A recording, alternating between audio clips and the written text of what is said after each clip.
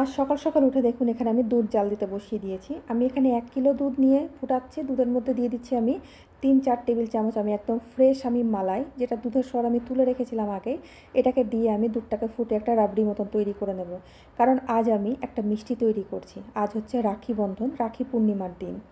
আজ আমার ভাইরা আমার বাড়িতে আসবে, আর ভাইদের জন্য স্পেশাল আমি মিষ্টি বানাচ্ছি, যেটা আমি প্রতি বছরই বানিয়ে থাকি। এক এক বছর এক এক রকম মিষ্টি বানাই। গত বছর আমি বানিয়েছিলাম কালাকাঁদ, আর এবছর বানাচ্ছি আমি মালাই লাড্ডু। তার জন্য আমি এক সাইডে এই দুধটাকে জাল দিয়ে একটা রাবড়ি মতন তৈরি করছি। আর এক সাইডে দেখুন এখানে ১.৫ কিলো দুধকে ফাটিয়ে আমি ছানা তৈরি করে নিয়েছি। ছানাটাকে আমি জলটাকে ঝরিয়ে নিয়ে খুব ভালো করে ৪ থেকে ৫ মিনিট ম্যাশ করে নেব। ম্যাশ করার পরে এই ছানাটাকে আমি দুধের মধ্যে মিশিয়ে দিচ্ছি। দুধটাও ততক্ষণে ফুটে অর্ধেক হয়ে গেছে, ঘন একটা মিশ্রণ হয়ে গেছে। এই দুধের মধ্যে আমি ছানাটাকে মিশিয়ে দিয়ে এবার আমি এটাকে ফুটিয়ে একটা সন্দেশ মতন করে নেব। যতক্ষণ না এটা শুকনো শুকনো হয়, পরিমাণ মতন দিয়ে দেবো চিনি। যেমন আপনারা মিষ্টি খাবেন সেই পরিমাণে চিনিটা দিয়ে দেবেন। দিয়ে এই মিশ্রণটাকে আমি মাখো মাখো মতন করে নেব। দোকানে তো অনেক রকমের মিষ্টি পাওয়া যায়, কিন্তু প্রতি বছর রাখির দিনে আমি নিজের হাতে আমার ভাইদের জন্য মিষ্টি তৈরি করি, কারণ আজকের দিনটা আমার কাছে ভীষণ স্পেশাল। আমি নিজের হাতে আমি আমার ভাইদের জন্য খুব যত্ন সহকারে আমি রান্না করি, আমি মিষ্টি বানাই। দেখুন আমি মিষ্টিটা তৈরি করতে করতে একেবারে ঘন হয়ে গেছে। এর থেকে বেশি আমি আর ঘন করব না, এটা ঠান্ডা হয়ে গেলে একেবারেই শুকনো শুকনো হয়ে যাবে।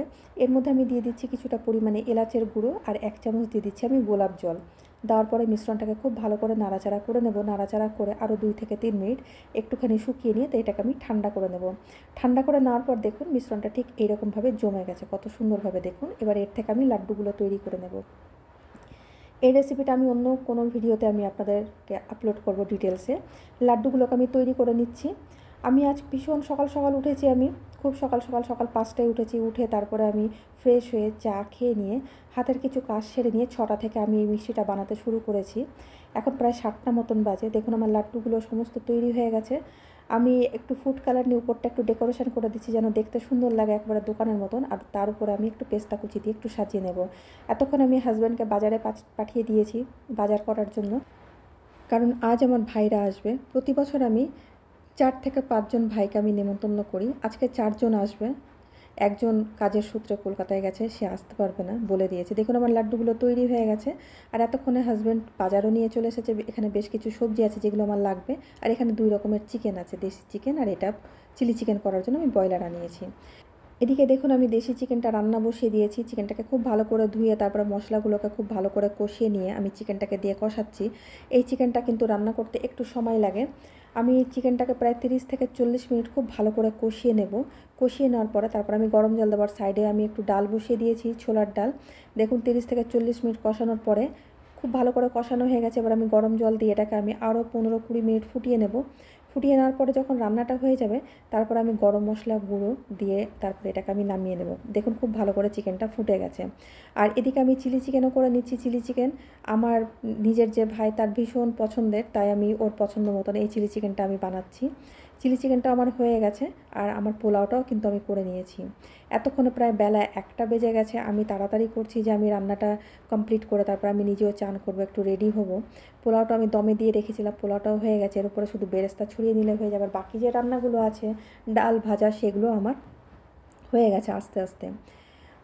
আর আমার ভাইদেরও আসার সময় হয়ে গেছে।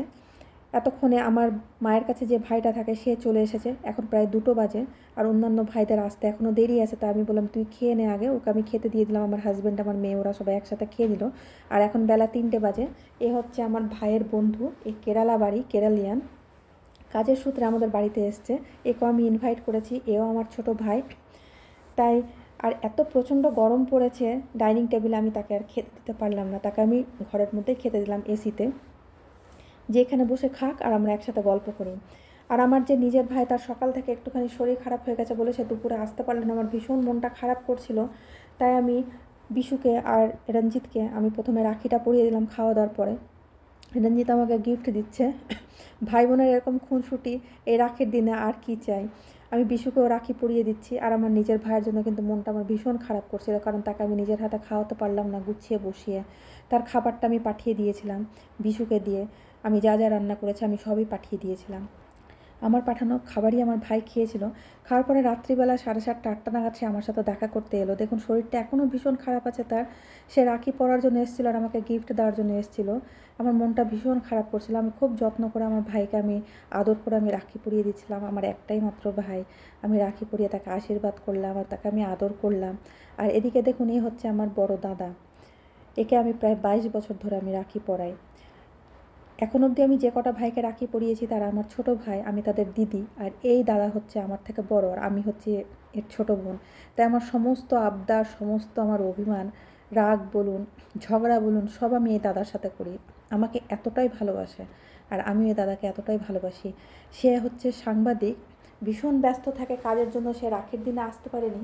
তাই আমার ভীষণ রাগ হয়েছিল, কিন্তু কিছু করার নেই। পরের দিন এসেছিল, তার খাবার টাবার সমস্ত আমি গুছিয়ে রেখেছিলাম। পরের দিন আমি আরেকটু করেছিলাম, করে টোরে দেখুন সে পরের দিন বেলা 3টার সময় এসছে। তাকে আমি খেতে দিলাম, প্রথমে রাখি পরালাম, রাখি টাকি পরিয়ে তারপরে আমি খেতে দিলাম। আমি নিজের হাতে খাওয়াচ্ছি টেবিলে, দেখুন খুব যত্ন করে। দাদা ভীষণ ভালোবাসে আমাদের সবাইকেই। আমার হাজব্যান্ড আছে, মেয়ে আছে, সবার সাথে গল্প করছে আর খাচ্ছে। আর ভীষণ ব্যস্ত মানুষ একটা, তবুও সময় বার করে সে আমার বাড়িতে এসছে। আমার এত আনন্দ হয়, এত ভালো লাগে ভাই বোনের এই সম্পর্কগুলো যে কিছু বলার নেই। আপনারা কিভাবে রাখির দিনটা কাটান অবশ্যই আমাকে কমেন্ট করে জানাবেন। দাদার খাওয়া হয়ে গেল, আমার মেয়ে এলো প্লেটগুলো তুলে নিতে।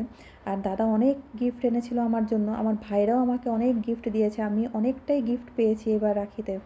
দাদা অনেকগুলো মিষ্টি এনেছে, আমি মিষ্টিগুলো প্লেটে তুলে রাখছি ফ্রিজে রাখার জন্য, নাহলে নষ্ট হয়ে যাবে গরমে। মিষ্টিগুলো তুলছি, আমি নিজেও খাচ্ছি। কারণ যতই আপনি নিজের বাড়িতে রান্না করুন বা নিজে যতই কিনে আনুন, বাপের বাড়ি থেকে কোনো জিনিস আনলে, ভাইরা দাদারা কোনো জিনিস আনলে তার একটা আলাদাই আনন্দ থাকে, মেয়েদের একটা আলাদাই আনন্দ থাকে। আমার তো ভীষণ আনন্দ হয়, ভীষণ ভালো লাগে। আপনাদের কেমন লাগে অবশ্যই জানাবেন। খাওয়া দাওয়ার পর দেখুন আমরা এখানে আড্ডা মারতে বসেছি। আমি দাদাকে এটা গিফট করলাম আর দাদা গিফটটাকে নিয়ে আমার সাথে মজা করছে, খুনসুটি করছে। আর আমাদের পুরো পরিবারের জন্য দেখুন দাদা গিফট এনেছে, আমার হাজব্যান্ডের জন্য, আমার মেয়ের জন্য, আমার জন্য। আমাকে সবার লাস্টে দিয়েছে, কারণ আমার সাথে ভীষণই মজা করে, বলে তোর জন্য আমি কিচ্ছু আনিনি। এই বলে দেখুন সবার লাস্টে আমাকে দিল। ভীষণ সুন্দর আমার জন্য চুড়িদারের পিস এনেছে, তারপরে আমার জন্য আরও অনেক কিছু এনেছে যেগুলো আমি ফেসবুকে পোস্ট করেছি। কত সুন্দর দেখুন চুড়িদারের পিসটা, আমার ভীষণ পছন্দ হয়েছে। আর কালকে আমার যে ভাইরা এসেছিলো, আমার ভাইরাও আমার জন্য অনেক কিছু এনেছে, আমার ভাইও আমাকে অনেক কিছু দিয়েছে। মানে সব মিলিয়ে পরিপূর্ণ আমার অনেক গিফট আমি পেয়েছি। আমি এত খুশি, শুধু গিফটের জন্য না, কারণ এই ভাই বোনের এই দিনটা আমার কাছে ভীষণ স্পেশাল। আমি আগেই বলেছিলাম আমার ভীষণ পছন্দের একটা দিন। আজকের দিন আমি এত খুশি থাকি, আমার এত ভালো লাগে। আমার মেয়ে কিছুতেই ক্যামেরার সামনে আসতে চায় না, ওকে টেনে নিয়ে সবাই মিলে একসাথে সেলফি তুললাম, একটু ভিডিও করলাম। দাদাকে বললাম যে আইসক্রিম খেয়ে যাওয়ার আগে। সে খাচ্ছি আর গল্প করছি, নানা রকমের আড্ডা। এইভাবে আজকের দিনটা কাটালাম। কালকের দিনটা আমার বাড়িতে 2 দিন ধরে রাখি সেলিব্রেশন চললো। প্রত্যেকের বাড়িতে হয়তো একদিনে হয়, কিন্তু আমার বাড়ি 2 দিন ধরে। তাহলে চিন্তা করুন কতটা আনন্দ করেছি 2 দিন ধরে। তারপরে সন্ধ্যাবেলা দাদা চলে গেল। এইরকমভাবে আমি 2টো দিন কাটিয়ে ব্লগটাকে শেষ করতে পেরেছি। আপনাদের কেমন লাগলো আমার ভিডিওটা অবশ্যই একটা কমেন্ট করে জানাবেন। আপনাদের একটা কমেন্ট আমাদের উৎসাহিত করে সামনে এগিয়ে যাওয়ার জন্য। ভালো লাগলে একটা লাইক করবেন, শেয়ার করবেন আর অবশ্যই ফলো করে দেবেন। আমি আবার আসবো অন্য কোনো ভিডিও নিয়ে। ততদিন আপনারা সবাই খুব ভালো থাকবেন, সুস্থ থাকবেন।